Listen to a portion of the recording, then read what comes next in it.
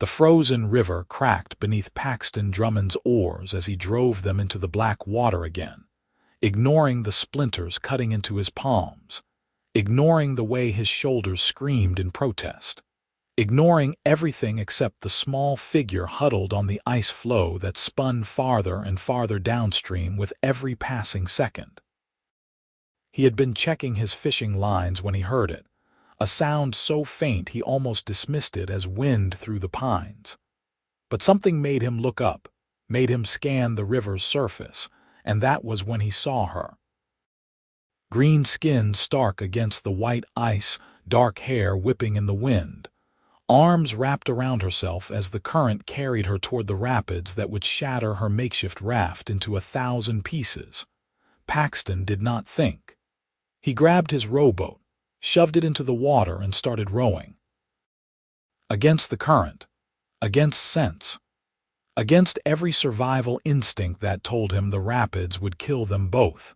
The oars were old, salvaged from his father's fishing gear, and they protested with every stroke. He could feel the wood bending, threatening to snap, but he pulled harder. The muscles in his back burned. His breath came in ragged gasps that clouded the frigid air. The figure on the ice floe had spotted him now. She was a girl, he realized, probably no older than 20. Her eyes were wide with something between hope and terror. She shouted something, but the roar of the approaching rapids swallowed her words. "Hold on," Paxton bellowed, though he knew she could not hear him either. "Just hold on." The current fought him with savage determination. For every 3 strokes forward, it dragged him 2 back. The ice floe spun in a lazy circle, and he could see the girl clearly now. She was an orc, no question about it. Small tusks protruded from her lower jaw, her ears came to delicate points, and her skin was the color of spring moss. She wore what looked like hunting leathers, soaked through and clinging to her muscular frame. His left oar cracked. Not broke, not yet, but the sound was ominous. Paxton adjusted his grip, trying to distribute the pressure differently, and drove forward again. The girl on the ice was trying to paddle with her hands, a futile gesture that told him she understood how dire this was. The ice beneath her was no thicker than a man's hand, already fracturing at the edges. If she went into the water, hypothermia would take her in minutes. If she made it to the rapids still on the floe, the rocks would pulverize both her and her frozen vessel. "Come on," Paxton growled at his boat, at his oars, at the river itself. "Come on," he was gaining. Slowly, agonizingly, but gaining. 20 feet separated them now. 15. The rapids roared like a living thing ahead, white water churning over black stones. 10 feet. His right oar splintered with a crack like a gunshot. Half the blade sheared away, spinning off downstream. Paxton did not hesitate. He jammed what remained of the oar into the water and pulled with everything he had left. 5 feet. The ice floe tilted as it hit faster water. The orc girl slid, scrabbling for purchase, and for one heart-stopping moment, Paxton thought she would go over. But she caught herself, fingers digging into the ice hard enough that he could see cracks spider webbing from where she gripped. "Jump," Paxton shouted. "When I get close, you have to jump." Whether she heard him or simply understood, she nodded. She gathered herself into a crouch, every muscle tensed. Paxton gave one final pull. The left oar, already compromised, shattered completely. The blade broke away, the shaft split up the middle, and wooden shards embedded themselves in his right hand. He did not feel it. The boat glided forward on momentum, close enough. Now, the orc girl launched herself across the gap. She was strong, stronger than any human woman could be, and her leap carried her clear of the ice floe. Her hands caught the side of Paxton's boat, and the impact nearly capsized them both. Water sloshed over the sides. The boat rocked violently. Paxton dropped the useless oar handles and grabbed her wrists. She weighed more than he expected, solid muscle and bone, but he hauled backward with strength born of desperation. She scrambled, kicked, and then she was tumbling into the boat with him, a tangle of limbs and soaked leather and skin so cold it shocked him even through his gloves. The rapids were 30 seconds away. "Bail!" Paxton shouted, grabbing the wooden bucket he kept for just this purpose. "We are taking on too much water." The orc girl understood immediately. She snatched up his fishing basket, dumped the contents, and started scooping water over the side with frantic efficiency. Paxton did the same with his bucket. They worked in desperate synchronization as the boat spun toward the rapids, neither steering nor slowing, just trying to stay afloat. The first rocks appeared beneath them, dark shapes in the white foam. The boat struck one with a jolt that threw Paxton against the side. He caught himself, kept bailing.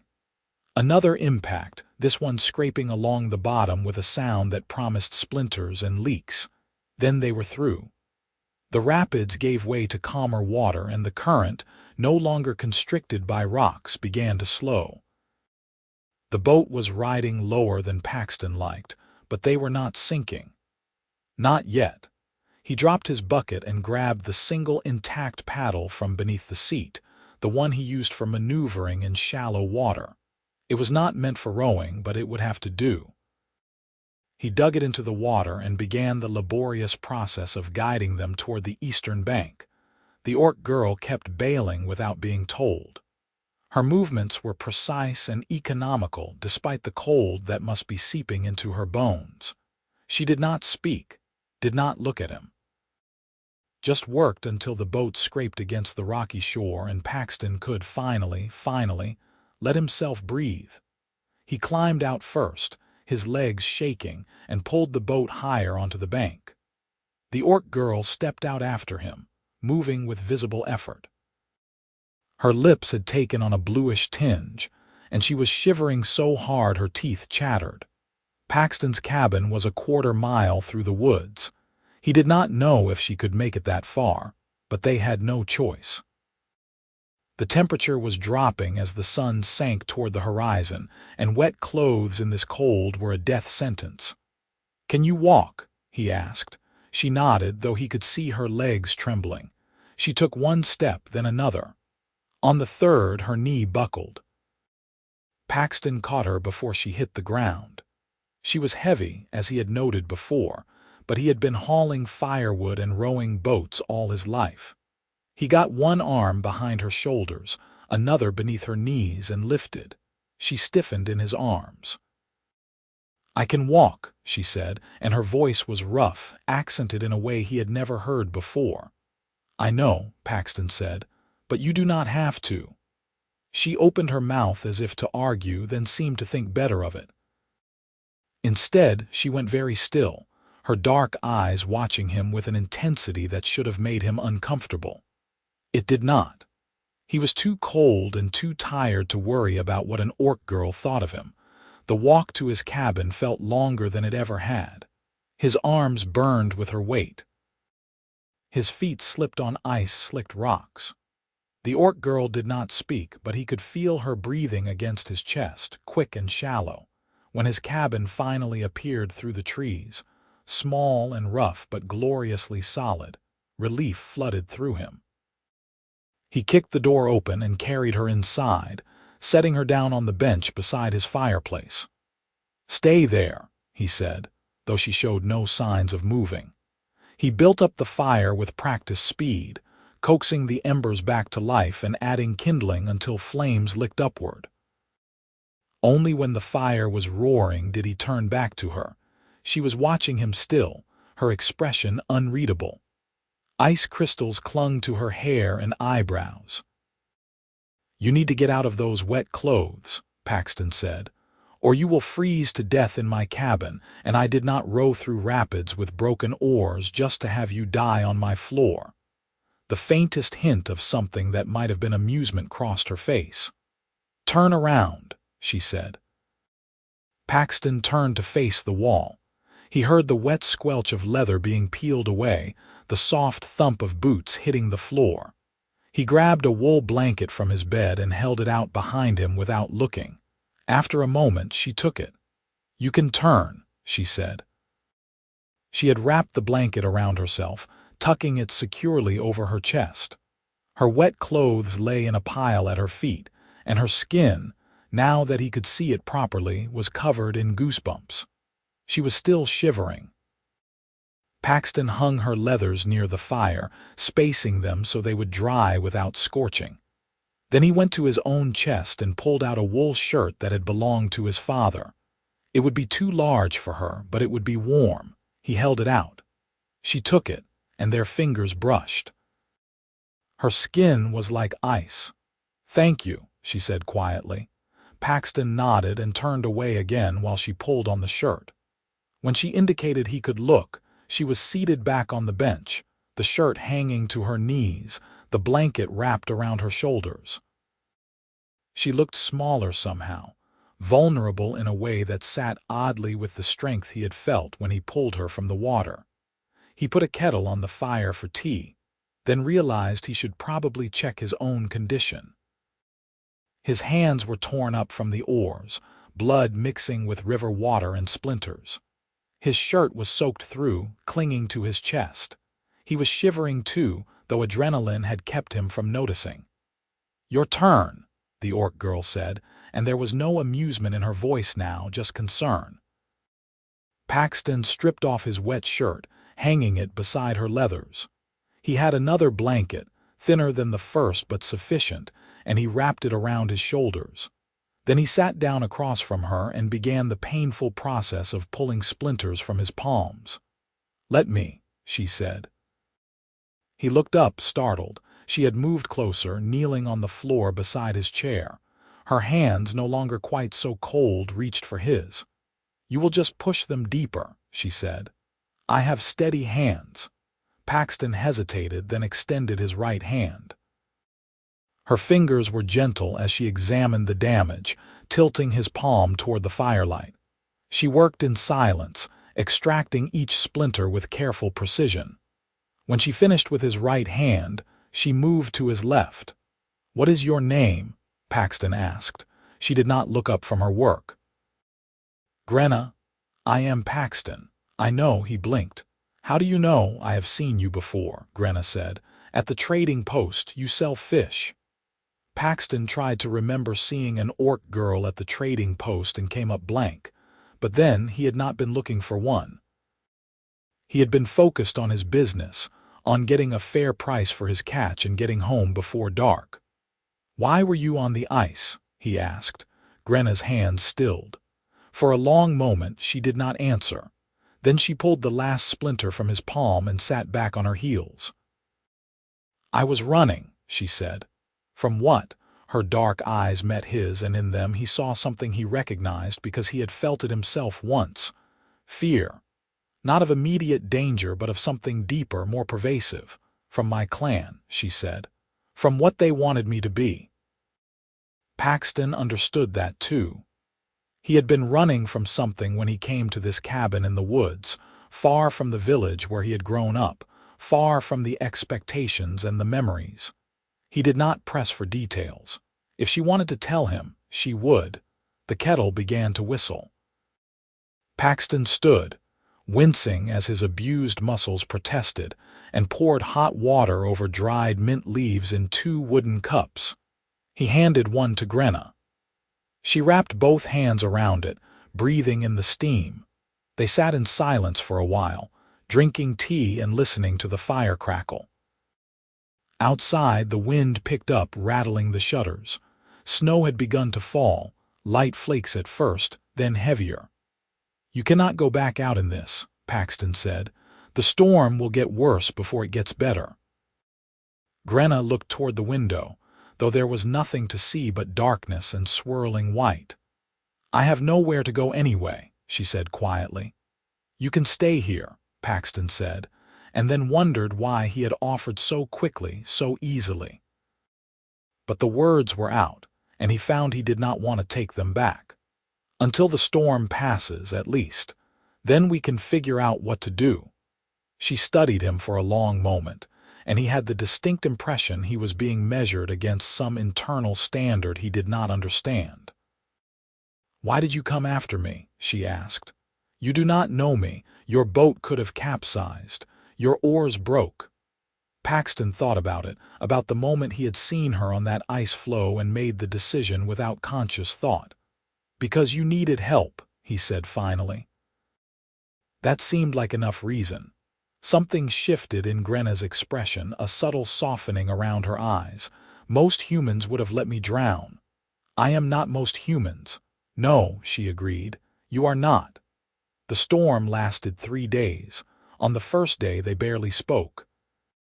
Paxton went about his usual routines as much as possible, tending the fire, preparing meals from his stores of dried fish and root vegetables, mending the damage to his hands. Grenna helped without being asked, moving through his small cabin with careful respect for his space. She was quiet, almost unnaturally so, as if she were trying to take up as little room as possible. By the second day, the silence had become more comfortable than awkward. Paxton found himself explaining what he was doing as he worked on carving a new set of oars from the lumber he kept stored in his shed. Grenna watched, asking occasional questions that showed she understood woodworking better than he would have expected. "My father was a carpenter," she said when he commented on it. "Before he became a warrior, he taught me to work with my hands." "Was?" Paxton asked gently. "He died in a raid 3 years ago." "I am sorry," Grenna shrugged, but her eyes had gone distant. "It is the way of things." Orcs and humans have been at war for generations. He knew the risks. Paxton set down his carving knife. "We are not at war here, not in this valley." "No," Grenna said, "but the hate is still there. I have seen how the humans at the trading post look at me, like I might attack them at any moment. Like I am a monster wearing a girl's shape." "I do not think that." "I know," she said, and there was wonder in her voice as if she still could not quite believe it. "That is why I am still here." On the third day, the storm broke. Sunlight poured through the windows, painting the snow-covered world outside in shades of gold and blue. Paxton opened the door to find drifts as high as his waist, but the sky was clear, the air still. Grenna stood beside him, looking out at the transformed landscape. "I should go," she said. "Where?" Paxton asked. She did not answer because they both knew she had nowhere. Her clan had cast her out, or she had left, and either way she could not go back. The trading post would not welcome an orc without clan markings. The other human settlements in the valley were even less tolerant than the trading post. "Stay," Paxton said. "At least until spring. You can help me with the fishing, with maintaining the cabin. It would be nice to have the company." Grenna turned to look at him, her expression unreadable. "Why are you doing this?" "I told you, because you need help." "No," she said. "There is more to it than that. You live alone out here. You avoid people." "Why would you want me to stay?" Paxton considered his answer carefully. "Maybe because you are running from the same things I am," he said finally. "Expectations, judgment, the weight of other people's ideas about who we should be. Out here, none of that matters. Out here, we can just be ourselves." Grenna's eyes searched his face, and whatever she found there seemed to satisfy her. "Until spring," she agreed. They fell into a routine. Paxton taught Grenna how to check the fishing lines, how to read the river's moods, how to navigate the forest trails even when snow obscured the paths. She was a quick learner, picking up in days what had taken him weeks. Her strength was an asset too, allowing them to haul larger catches, to move fallen trees that would have taken Paxton hours to work around. In return, Grenna shared her own knowledge. She knew which winter plants were edible, which animal tracks meant danger, and which meant opportunity. She could start a fire in conditions that would have left Paxton fumbling with damp kindling. She told him stories of her clan, of orcish traditions and beliefs, painting a picture of a culture far more complex than the savage raiders of human legend. "We value honor," she said one evening as they sat by the fire, mending fishing nets. "Courage, loyalty to family and clan. Those who break their word are cast out shamed. It is the worst fate an orc can imagine." "Is that what happened to you?" Paxton asked. "Did you break your word?" Grenna's hand stilled on the net. "No," she said, "but I refused to give it. My clan leader, my uncle, wanted me to marry his son. To strengthen his claim to leadership, I refused. In orcish culture, a woman cannot be forced to marry, but she can be encouraged, persuaded. When persuasion did not work, my uncle turned to pressure. He made it clear that my refusal was seen as a betrayal of the clan. So you left. I left. I took only what I could carry, and I walked into the winter.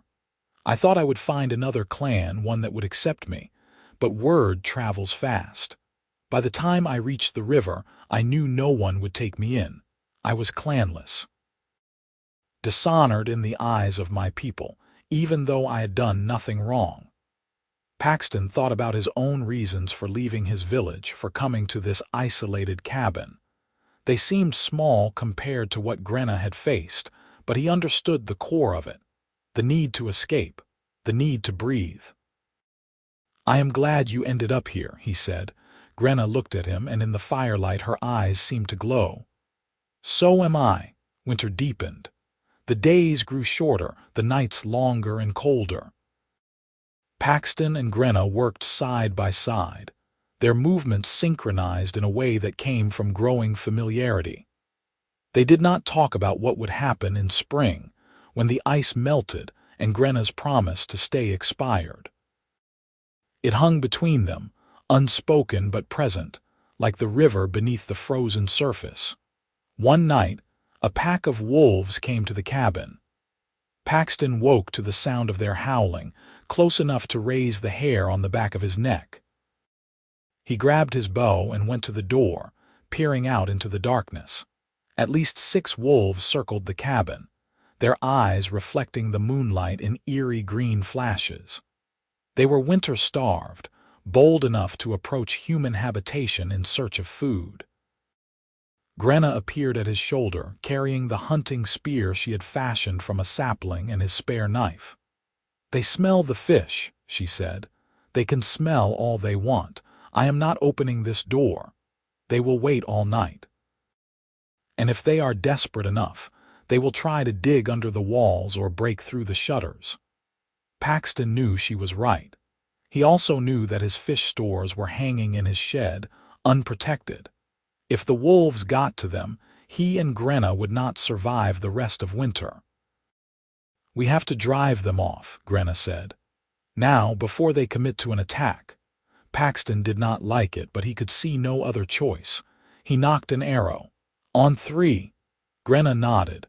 She was calm, focused in a way that reminded him she had been raised in a warrior culture. This was not new to her. 1, 2, 3. Paxton threw open the door and loosed his arrow in one smooth motion. It took the lead wolf in the shoulder, not a killing blow but enough to make it yelp and stumble. Grenna charged out behind him, roaring a challenge in her native language that sounded like thunder. The wolves scattered, startled by the sudden aggression, but they did not run far.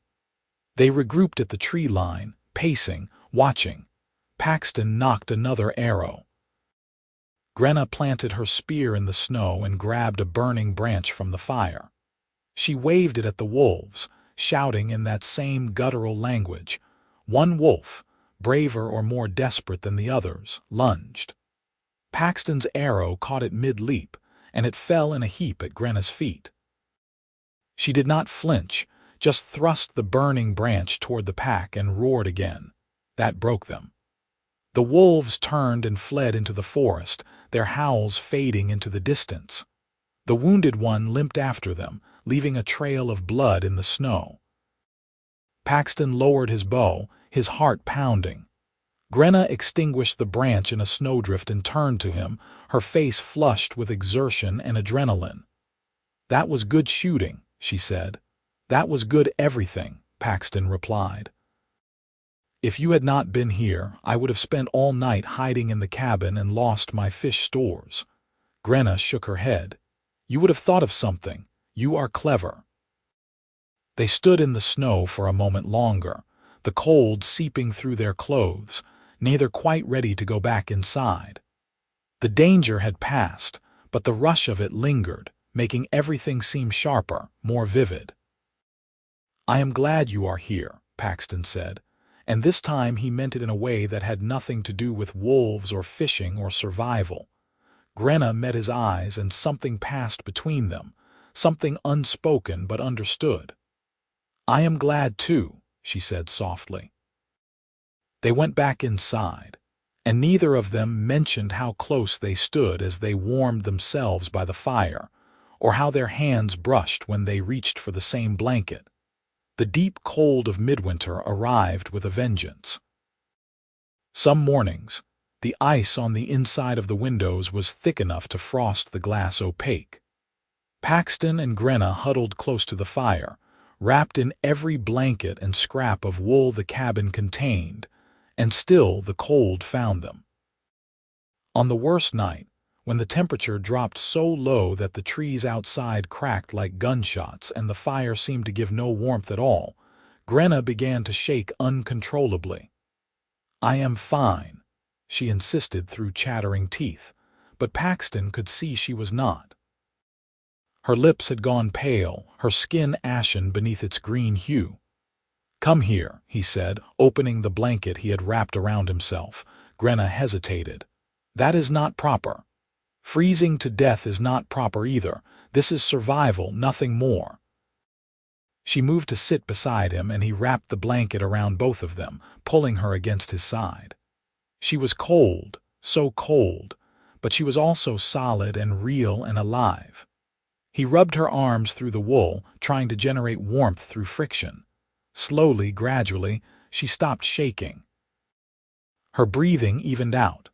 She relaxed against him, her head coming to rest on his shoulder. "Thank you," she murmured. "You are welcome." They stayed like that all night, pressed together beneath the blanket, feeding the fire when it burned low, dozing in fits and starts. Paxton woke once to find Grenna's hand curled in his, their fingers intertwined. He did not pull away. Neither did she. When morning came, pale and frigid, the worst of the cold had passed. They separated with unspoken awkwardness, each going about their morning tasks without quite meeting the other's eyes. But something had changed between them, a line crossed that could not be uncrossed. Over the following weeks, they found excuses to touch. A hand on an arm for balance on icy ground, shoulders brushing as they worked side by side, fingers meeting as they passed tools or food. Each touch was brief, casual, but charged with meaning neither of them was quite ready to acknowledge. Spring came slowly to the valley, creeping in on the heels of a reluctant winter. The days lengthened. The snow began to melt.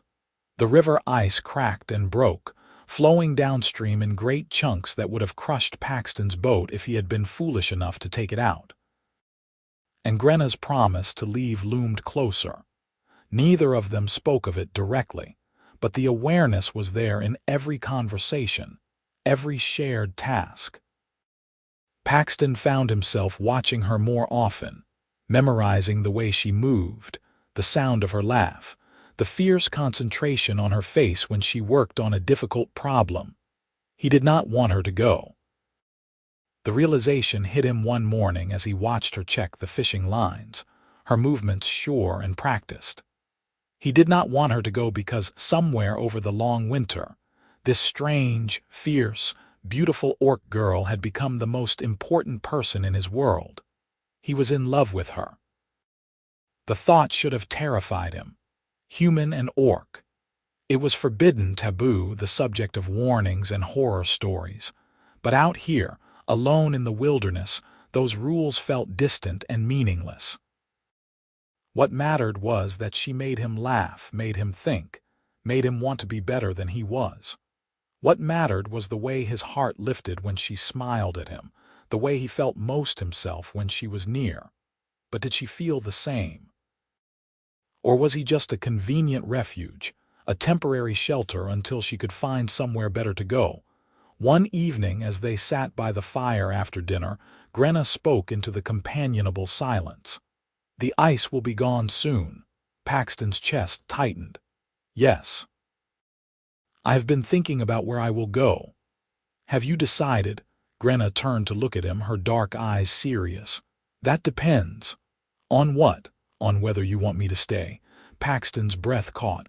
"Of course I want you to stay. I thought that was obvious." "Nothing is obvious," Grenna said. "Not with this, not with us." She gestured between them, encompassing all the complicated weight of what they were to each other. "You are human. I am orc. Even out here, away from everyone, that matters. It does not matter to me." "It should," Grenna said, but there was no heat in her words, only a kind of sad resignation. "If anyone finds out, you will be shunned by your people, called a traitor, a monster lover. Your life will never be the same." "My life is already not what it was," Paxton said. "I left that behind when I came here. I do not care what people think. I care about you." Grenna stood abruptly, pacing to the window. She stood with her back to him, her shoulders tense. "You do not know what you are saying." Paxton rose and crossed to her. He did not touch her, not yet, but he stood close enough that she would feel his presence. "I know exactly what I am saying. I have had all winter to think about it. I love you, Grenna." She turned, her eyes wide, and for a moment she looked younger, vulnerable. "You cannot." "I do." "Paxton, I am not human. My skin is green, I have tusks. My people have been at war with yours for longer than either of us has been alive. How can you love me? How can I not?" Paxton countered. "You are brave and strong and kind. You laugh at my terrible jokes. You work harder than anyone I have ever met. You saved my fish stores from wolves and taught me half a dozen things I never knew about surviving in the wilderness. You are beautiful and clever, and you make me happier than I have ever been. Why would I not love you?" Grenna stared at him, her breath coming fast. "You are serious, completely?" "I do not know what to say." "Say you feel the same," Paxton said, and his voice was raw with hope and fear in equal measure. "Say you will stay. Not because you have nowhere else to go, but because you want to be here, with me." Grenna closed her eyes. When she opened them again, they were bright with unshed tears. "I have loved you since the day you rode into those rapids with breaking oars to save me," she said. "I did not want to. I tried not to. But every day I spent with you made it harder to pretend I did not feel it. I love you, Paxton Drummond. I love you so much it terrifies me." Paxton reached for her, and she came into his arms like she had been waiting for permission. He held her close, feeling her heart beat against his chest, feeling her hands fist in his shirt. She was solid and real in here, and she loved him. He tilted her face up, searching her eyes for any sign of hesitation. He found none. When he kissed her, it was gentle at first, tentative, but then she kissed him back with a fierceness that stole his breath. Her tusks brushed against his lips, strange and wonderful, and he did not care. He only cared that she was his and he was hers, and nothing else mattered. When they finally broke apart, both breathing hard, Grenna rested her forehead against his. "What do we do now?" she whispered. "We live," Paxton said. "We fish and we hunt and we tend the cabin. We build a life together, and if anyone has a problem with it, they can take it up with me."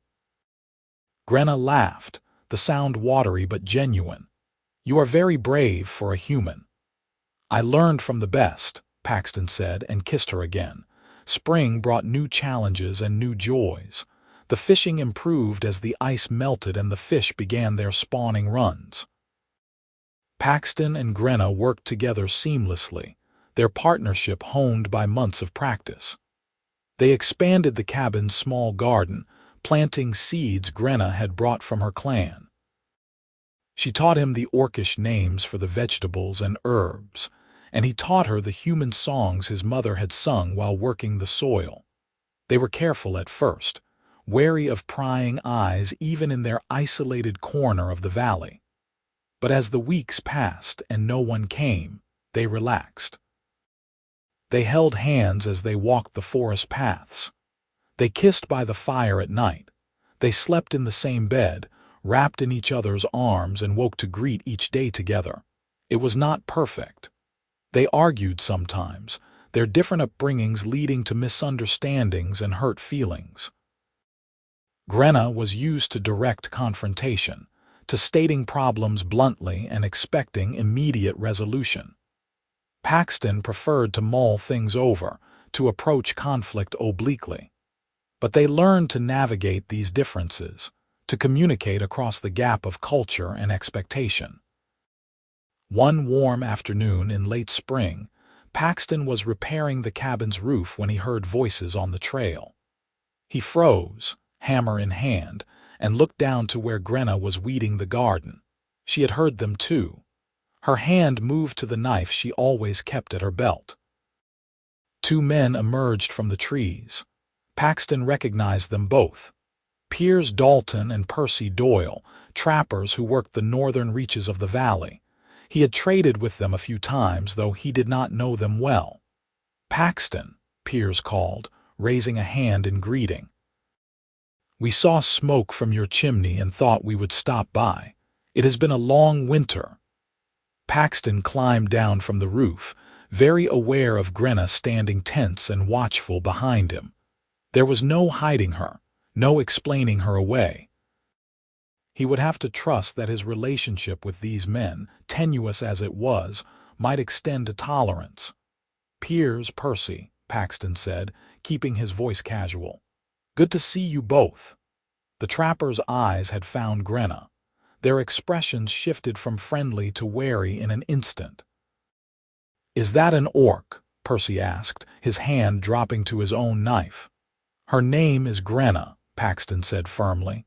"She is staying with me." The silence that followed was thick with tension. Piers and Percy exchanged a look, some unspoken communication passing between them. "Paxton," Piers said slowly, "do you know what you are doing?" "Yes, she is an orc. Her people raid our settlements, kill our families. You cannot just take one in like a stray dog." "I am well aware of what she is," Paxton said, his voice hardening. "And she is not a stray dog. She is a person. She has helped me survive the winter. She is my guest." "Guest," Percy repeated, his tone making it clear he thought Paxton was using the term loosely. His eyes raked over Grenna, taking in her position near the garden, the cabin behind her. "Is that all she is?" Paxton felt anger flare hot in his chest. "That is none of your concern." "It is our concern if you are harboring an orc," Piers said. "The trading post has rules about that. The whole valley does. We do not welcome them here." "She is not being welcomed to the valley," Paxton said. "She is being welcomed to my home, on my land, which is my right." Grenna stepped forward, and Paxton was struck by how calm she looked, how dignified despite the hostility radiating from the two trappers. "I mean no harm to anyone," she said. "I am clanless, cast out from my people. I seek only to live in peace." Percy snorted. "An orc at peace, that will be the day." "You do not know me," Grenna said, and her voice was level but edged with steel. "You know only what you have been told about my kind. I could say the same about humans. I could point to the raids your people have made on orcish villages, the children killed, the women taken as slaves. But I do not hold you responsible for the actions of others. I ask only that you grant me the same courtesy." Piers and Percy looked taken aback, as if they had not expected an orc to speak so eloquently. Piers recovered first. "That is all well and good," he said. "But people at the trading post are not going to see it that way. If word gets out that Paxton is living with an orc, there will be trouble." "Then perhaps word should not get out," Paxton said quietly. The trappers stared at him. "You are asking us to keep this secret?" Piers asked. "I am asking you to mind your own business," Paxton said. "Grenna and I are not bothering anyone. We are just living our lives. If you feel the need to report that to the trading post, I cannot stop you, but I am asking you, as someone who has traded fairly with you in the past, to let us be." Piers and Percy looked at each other again. The moment stretched, taut as a bowstring. Finally, Piers sighed. "I do not like this," he said. "But you have always been decent to us, Paxton, and I suppose what you do on your own land is your affair, as long as she does not cause trouble." "She will not," Paxton said. "See that she does not," Percy said. "Because if anything happens, if there are raids or thefts or anything that can be traced back to orcs, people will remember that you sheltered one, and they will not be kind." "I understand." The trappers lingered a moment longer, then turned and disappeared back into the trees. Paxton watched until they were out of sight, his heart still pounding. Grenna came to stand beside him. "That could have gone worse," she said. "It could have gone better. They did not try to kill me or drag me away. I call that a victory." Paxton turned to her, taking in her calm expression the set of her shoulders. "You were amazing," he said. "The way you spoke to them, you gave them no room to see you as anything but a person." Grenna's smile was small but genuine. "I learned from you," she said. "You have never looked at me and seen a monster. You taught me that I could demand the same from others." Paxton pulled her into his arms, holding her tight. "I love you," he said. "I love you too," Grenna replied. "Even when loving you is complicated." "Especially when it is complicated," Paxton said, and felt her laugh against his chest. Summer settled over the valley in a haze of green and gold. The days grew long and warm, and Paxton and Grenna fell into a rhythm that felt as natural as breathing. They fished the river in the cool mornings, tended the garden in the afternoons, and spent the evenings repairing the cabin or crafting tools for the coming winter. Word of Grenna's presence must have spread, because they saw fewer traders and trappers than in previous years. Some, like Piers and Percy, continued to trade with Paxton but kept their interactions brief and businesslike. Others avoided the area entirely. Paxton told himself he did not care, but he knew it bothered Grenna. She never said so, but he could see it in the way she tensed whenever they encountered other humans, in the way she made herself small and quiet until they left. One evening, as they sat by the river watching the sun set, Grenna spoke into the comfortable silence. "You ever regret it?" "Choosing me over your people?" Paxton looked at her, surprised. "No, never, not even a little. You are isolated now because of me, cut off." "I was isolated before you came," Paxton pointed out. "That is why I live out here. I chose this life." "But you could have gone back," Grenna said. "Eventually, if you wanted. Now that door is closed. If you return to human settlements with me, you will be shunned. If you return without me, you will have to explain where I went, what happened. Either way, your old life is gone." Paxton reached for her hand, lacing their fingers together. "My old life was lonely," he said. "I thought I wanted solitude, but what I really wanted was freedom. Freedom to be myself without judgment. You gave me that. You make me happier than I have ever been." "Why would I regret that?" Grenna's eyes were bright in the fading light.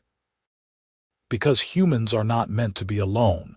You need community connection. I have taken that from you." "You have not taken anything from me," Paxton said firmly. "You have given me everything that matters, and we are not alone, we have each other." "Is that enough?" Paxton considered the question seriously. "For me, yes. But if it is not enough for you, if you need more, we can find a way. There are places in the world where humans and orcs live side by side. We could go there." Grenna shook her head. "I do not want to leave. This place is home now. I just worry that I am selfish, keeping you here."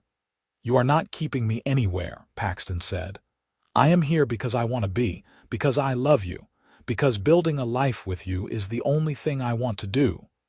Grenna turned to him, her expression fierce and tender all at once. You are too good for me. Impossible, Paxton said. I am exactly good enough for you and you are exactly good enough for me. That is how this works. Grenna laughed, the sound bright and free, and kissed him. The sun sank below the horizon, painting the sky in shades of orange and pink, and they sat together in the gathering dark, content and whole. As summer deepened, they received an unexpected visitor. Paxton was chopping wood when he heard the sound of hooves on the trail. He set down his axe and turned to find a horse and rider approaching the cabin. The rider was a woman, older than Paxton by a decade or more, with iron-gray hair and a weathered face. She wore the simple clothes of a frontier settler, practical and well-worn. Grenna emerged from the cabin, alert and wary. The woman dismounted and approached them both, her gaze moving between Paxton and Grenna with open curiosity. You must be Paxton Drummond, she said. I am Agatha Ross.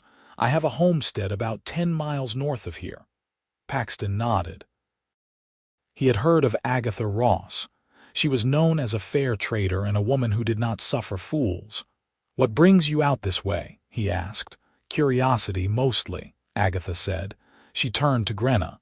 And you must be the orc girl everyone is talking about. Grenna straightened, her chin lifting. I am Grenna. Pleased to meet you, Agatha said, and to Paxton's shock she extended her hand. Grenna stared at the offered hand for a moment, then took it. They shook, the gesture brief but significant. I came to see for myself if the rumors were true, Agatha said. People are saying Paxton Drummond has an orc living with him. Some say she is his prisoner. Others say she is a spy or a scout for a raiding party. I wanted to know which it was. She is none of those things, Paxton said.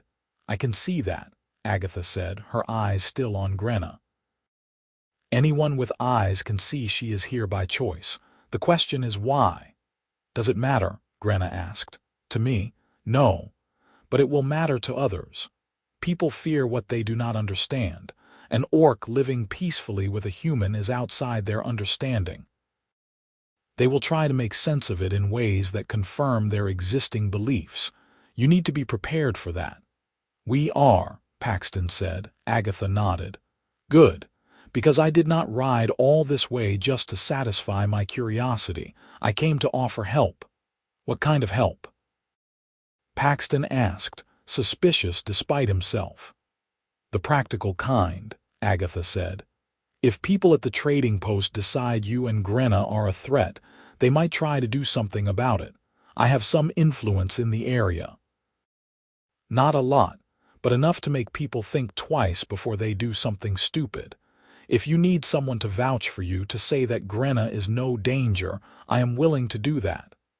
Paxton exchanged a glance with Grenna. Why would you do that? He asked. Agatha's smile was wry. Because I know what it is like to be judged for who you love. I was married to a man from the southern tribes once. Dark-skinned, spoke a different language, worshipped different gods. People said it was unnatural, that I was betraying my own kind. But I loved him and we built a good life together until he died. I will not stand by and watch others suffer the same persecution I did, not if I can help it. Grenna's eyes had softened. Thank you, she said quietly. Do not thank me yet, Agatha said. I can offer words, but I cannot guarantee they will be heeded. You still need to be careful. Do not give anyone a reason to see you as a threat. We will, Paxton promised. Agatha stayed for tea, talking with them about the valley, about the trading post politics, about the best fishing spots and the habits of the local wildlife.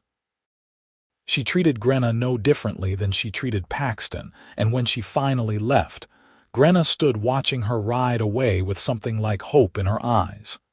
Maybe there are more people like her, Grenna said. People who can see past the surface. Maybe, Paxton agreed. But we cannot count on it. Agatha is unusual. Most people are not so open-minded. I know, Grenna said, but it helps knowing she exists, knowing we are not completely alone in this. Paxton pulled her close, pressing a kiss to her temple. We will never be alone, he said. Not as long as we have each other. The summer days blurred together in a haze of work and warmth and quiet joy. Paxton and Grenna swam in the river on hot afternoons, their laughter echoing off the water. They picked berries in the forest, staining their fingers purple and eating as many as they saved. They lay in the grass under the stars at night, talking about everything and nothing, their hands linked between them. Paxton had never been happier. Every morning he woke with Grenna beside him felt like a gift. Every shared meal, every conversation, every comfortable silence reinforced his certainty that this was where he was meant to be, who he was meant to be with. But happiness, he learned, made a person vulnerable in ways that solitude never did. When you had something precious, you had something to lose. The trouble came in late summer, when the heat lay heavy over the valley and the fish ran deep and sluggish in the warm water. Paxton and Grenna had gone to the trading post for supplies, a decision they had debated for days. They needed salt and flour, and some of the other staples they could not produce themselves. Paxton could have gone alone, but Grenna had insisted on accompanying him. I will not hide, she had said. If we are going to make a life here, people need to see that I am part of it, that I belong. Paxton had agreed, though uneasily. He knew how fragile their acceptance was, how easily it could shatter. The trading post was busy when they arrived, full of trappers and settlers stocking up before the fall. Conversations died as Paxton and Grenna walked in together. Eyes followed them, hostile and afraid. Paxton ignored the stares and went about his business, selecting what they needed and negotiating prices with the trader, a taciturn man named Marcus, who had always been fair in his dealings. Marcus looked uncomfortable, but did not refuse to sell to them. They were loading their purchases onto their pack horse when a group of men approached. Paxton recognized some of them, trappers and hunters he had traded with over the years. The man in front was someone he did not know, young and swaggering, with the kind of confidence that came from never having been seriously challenged. You are Paxton Drummond, the young man said. It was not a question. I am. And that is your orc. Grenna stiffened beside him, but Paxton kept his voice level. Her name is Grenna, and she is not mine. She is her own person. Semantics, the young man said with a dismissive wave. The point is, you are harboring an orc. That is against the rules. What rules? Paxton asked. I own my land. I live by myself. There are no rules about who I can and cannot invite to my home. There are rules about consorting with the enemy, the young man shot back. Orcs are raiders, murderers. We do not let them live among us. Grenna is not a raider, Paxton said. She has never hurt anyone in this valley. She keeps to herself. She is still an orc, another man chimed in. You cannot trust them. Grenna stepped forward and Paxton felt his heart lurch. If you have an issue with me, she said, her voice calm but carrying, then speak to me directly. Do not hide behind accusations and rumors. The young man looked her up and down with open disdain. I do not speak to monsters. Then you will never understand what you fear, Grenna said. That is your failing, not mine. The crowd around them had grown. Paxton could feel the hostility, the barely restrained violence. His hand moved to the knife at his belt, though he knew it would do little good if the mob decided to act. Then a familiar voice cut through the tension. That is enough. Agatha Ross pushed her way through the crowd, her expression thunderous. You should all be ashamed of yourselves, she said, ganging up on a woman and a man who have done nothing wrong. They have done plenty wrong, the young man protested. "He is sleeping with an orc. It is unnatural." "Unnatural according to who?" Agatha demanded. "You. What makes you the arbiter of what is natural? Paxton Drummond has lived in this valley longer than you have been alive, boy. He has traded fairly, helped his neighbors, and never caused trouble. Now he has found someone who makes him happy, and you want to punish him for it. That is what is unnatural." The young man flushed. "She is an orc. That makes her the enemy." "She is a person," Agatha said, "and she has done nothing to earn your hatred. If you cannot see that, then you are a fool." The crowd shifted, uncertain. Agatha's words carried weight, and some of the men looked ashamed, but the young man was not ready to back down. "If we let one orc live among us, more will come," he said. "We will be overrun. If we refuse to see orcs as anything but monsters, the war will never end," Agatha countered. "Grenna chose to leave her clan and live in peace. That takes courage. She deserves respect, not threats." Paxton felt Grenna's hand slip into his, her grip tight. He squeezed back, trying to convey reassurance he did not quite feel. The standoff might have gone on longer, but Marcus the trader stepped out from behind his counter. "I have known Paxton for years," he said. "He is a good man. If he vouches for the orc girl, that is enough for me. I do not want trouble in my trading post. Everyone who has business here, do your business. Everyone else, move along." The authority in his voice, combined with Agatha's presence, broke the tension. The crowd began to disperse, though not without muttered complaints and dark looks. The young man glared at Paxton for a long moment, then spat in the dirt and stalked away. Agatha turned to them. "You should go," she said quietly, "before he decides to make more trouble." "Thank you," Paxton said. "Do not thank me, just be careful. That boy has friends, and they are not as reasonable as I am." Paxton and Grenna finished loading their supplies and left the trading post as quickly as they could. Neither of them spoke until they were well down the trail, out of sight and earshot of any potential followers. "That was close," Grenna said finally. "Too close," Paxton agreed. His hands were shaking, the adrenaline finally catching up to him. "Maybe we should not come back here." "We have to," Grenna said. "If we hide, we are admitting we have something to be ashamed of. We cannot let them drive us away." "They could have hurt you." "But they did not." Agatha stopped them, and Marcus backed her up. "We have allies, Paxton. Not many, but some. That is more than I expected." Paxton wanted to argue, but he could see the determination in Grenna's eyes. She would not be persuaded to hide, and part of him admired her for it. Part of him was also terrified. They made it home without incident, but the encounter at the trading post cast a shadow over the rest of the summer.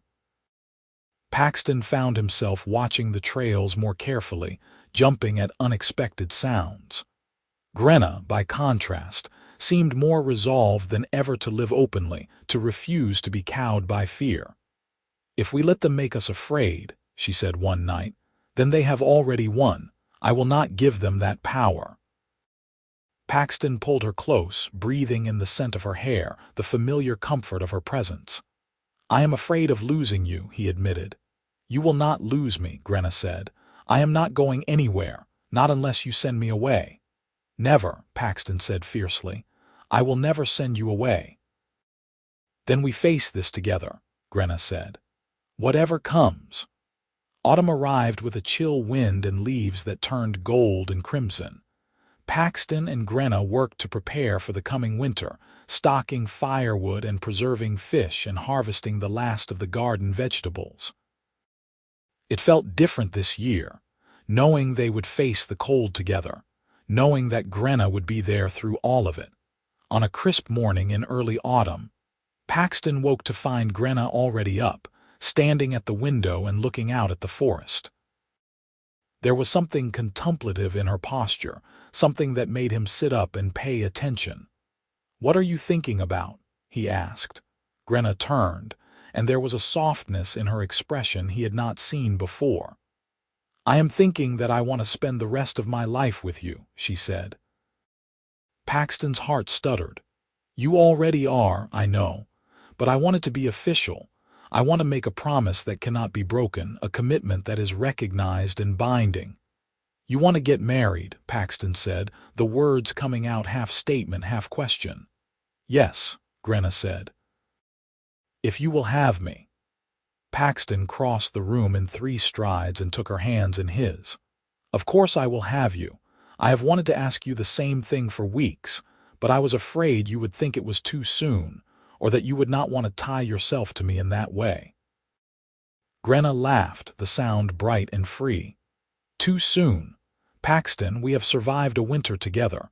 We have faced down wolves and hostile humans and our own fears. If that does not prove we are meant to be together, I do not know what would." "Then yes," Paxton said. "Yes, 1,000 times yes. I will marry you." They stood there, holding each other, the morning light streaming through the window and painting them both in shades of gold. Paxton felt something settle in his chest, a rightness that went bone deep. "How do we do this?" he asked. "I do not know what orcish marriage customs are, and human ones require a priest or magistrate." "We make our own customs," Grenna said. "We are building a new life, one that belongs to neither your people nor mine. Our marriage should reflect that." They spent the next week preparing. Grenna taught Paxton the orcish vows, a series of promises that emphasized loyalty, courage, and mutual respect. Paxton shared the human tradition of exchanging rings, though he had no rings to give. Instead, he carved 2 bands from a piece of oak, smoothing them until they shone and engraving them with symbols that represented their life together. A fish for his trade, a spear for her strength, and a tree to represent the home they had built. On the day they chose, a clear autumn morning when the air smelled of wood smoke and falling leaves, they stood together by the river where Paxton had first saved her. They wore their best clothes, simple but clean, and they faced each other with the sun rising over the water behind them. Paxton went first, speaking the human vows he remembered from the weddings he had attended in his youth. "I promise to love you, honor you, and stand by you in all things. I promise to share my life with you, the good and the bad, the joys and the sorrows. I promise to see you always for who you truly are, and to never let anyone diminish you. You are my heart, Grenna, and I am yours." Grenna's eyes were bright as she spoke the orcish vows, her voice strong and clear. "I promise to be your shield and your strength. I promise to fight for you, to protect you, and to build a life worthy of your trust. I promise to honor the bond between us, to keep faith even when the world would tear us apart. You are my clan now, Paxton, and I am yours." They exchanged the carved rings, slipping them onto each other's fingers. Then, with no priest or magistrate or witnesses but the river and the forest, they kissed, sealing their promises with the oldest magic of all: love freely given and freely received. When they pulled apart, both smiling, Grenna said, "We are married now. By orcish law and human law and the law of our own hearts." "We are," Paxton agreed, and the joy in his chest was so vast he thought he might burst with it. They spent the rest of the day celebrating in small, quiet ways.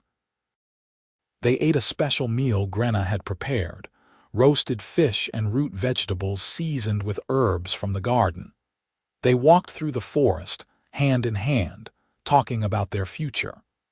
They made love in the bed they shared, slow and tender, a reaffirmation of the vows they had spoken.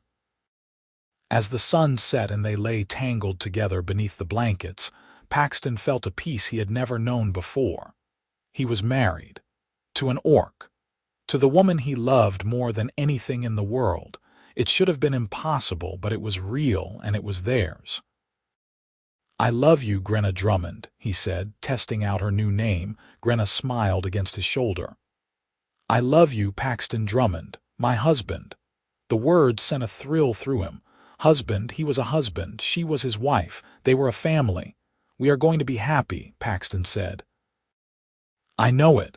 We already are, Grenna replied, and we will continue to be, no matter what comes. Winter came early that year, sweeping down from the mountains with snow and ice and bitter cold, but Paxton and Grenna were ready. They had wood stacked to the rafters, food preserved and stored, and each other to keep the loneliness at bay. They settled into a comfortable routine, punctuated by the small dramas of winter survival. A leak in the roof that Paxton had to patch in a blizzard.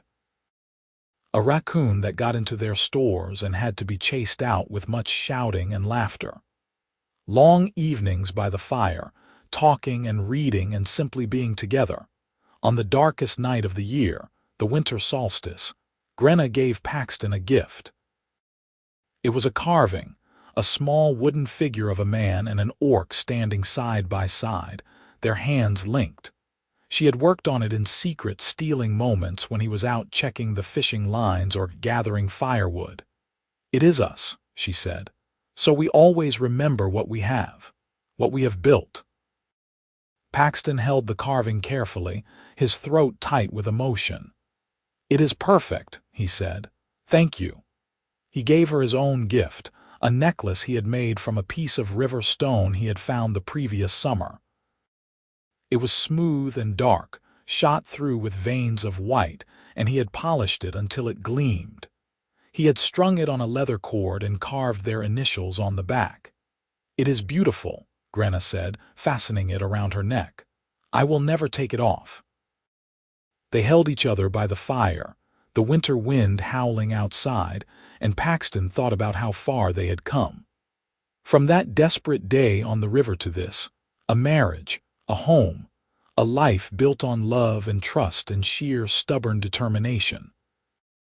Do you ever think about what would have happened if I had not rowed out to save you? Paxton asked. Grenna was quiet for a moment. Sometimes, she said. I think I would have died in those rapids, or even if I survived, I would have kept running, kept searching for a place that did not exist. I would never have found you. I think about it too, Paxton said, how easily I could have missed you, how I almost did not look up when I heard that sound. My whole life turned on that one moment. Maybe it was fate, Grenna said.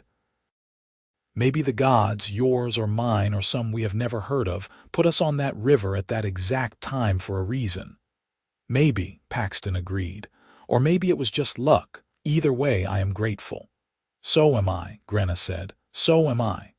The winter passed slowly, but it passed. Spring returned, bringing with it the thaw and the return of the fish and the greening of the forest. Paxton and Grenna emerged from their cabin like bears from a den, ready to face the world again. They were working in the garden one warm afternoon in early spring when they heard the sound of horses. Paxton straightened, his hand going to the axe he had been using to turn the soil. Grenna moved to stand beside him, her own knife already in hand. But the riders who emerged from the trees were not hostile. There were 3 of them, all women, all strangers. The one in front was young, barely out of her teens, with dark hair and darker eyes. She slid down from her horse and approached them cautiously. "Are you Paxton Drummond?" she asked.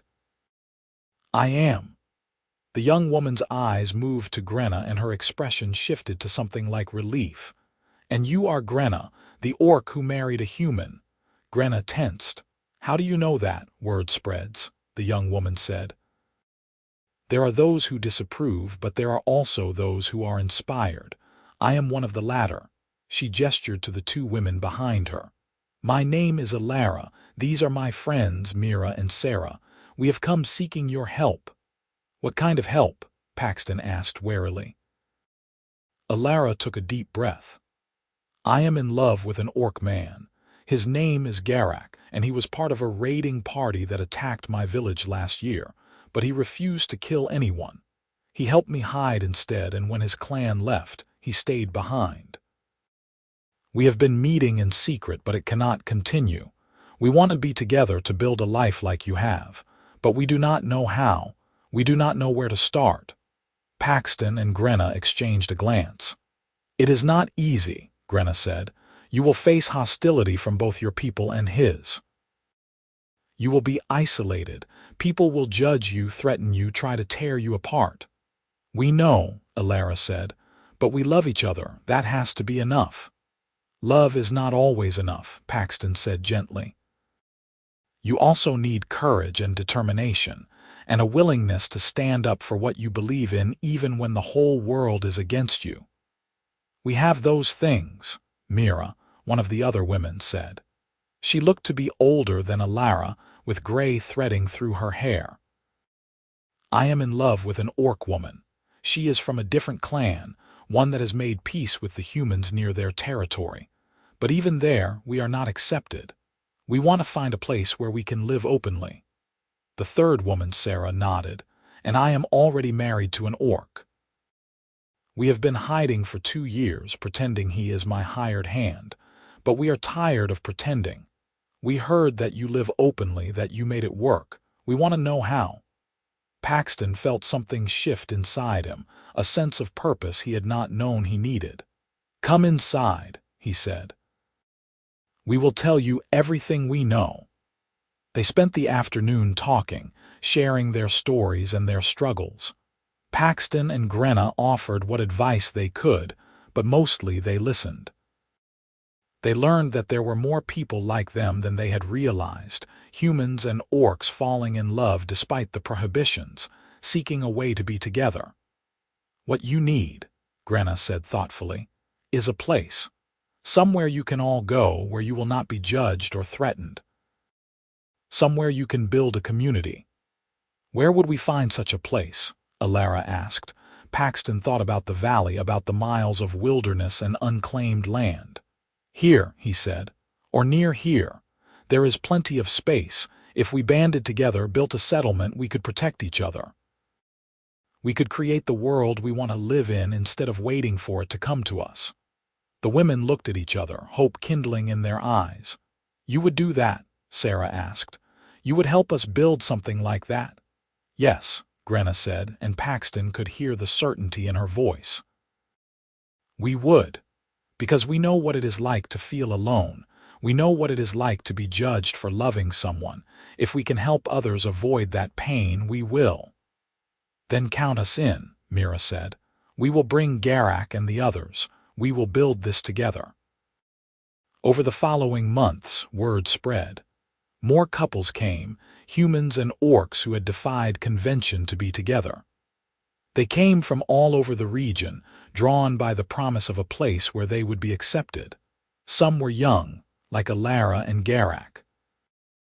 Others were older, like Mira and her partner, a fierce orc woman named Thala who had been a warrior before laying down her weapons for love. They built new cabins, cleared land for gardens, constructed a communal hall where they could gather. It was hard work, back-breaking and endless, but it was also joyful. For the first time, these people who had been outcasts and pariahs had a place where they belonged.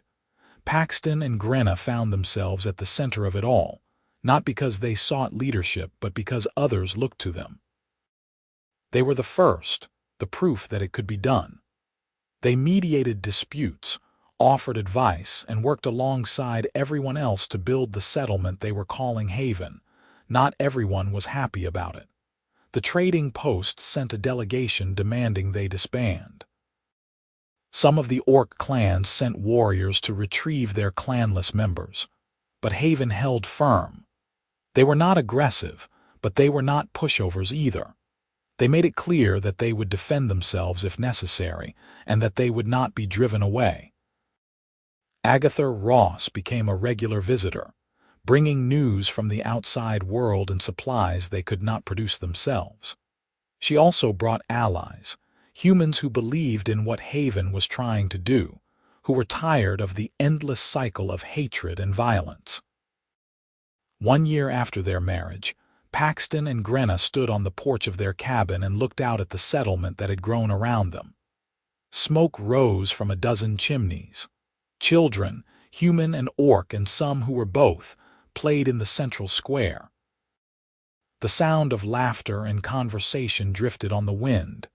"We did this," Grenna said, her voice filled with wonder. "We built this." "You built this," Paxton said. "I just rowed a boat." Grenna laughed and leaned into him. "You did more than row a boat. You changed my life. You changed all of our lives." Paxton wrapped his arms around her, holding her close. "I think we changed each other's lives, and then we helped others do the same." They stood there for a long time, watching the sun set over Haven, over the community they had helped create. It was not perfect.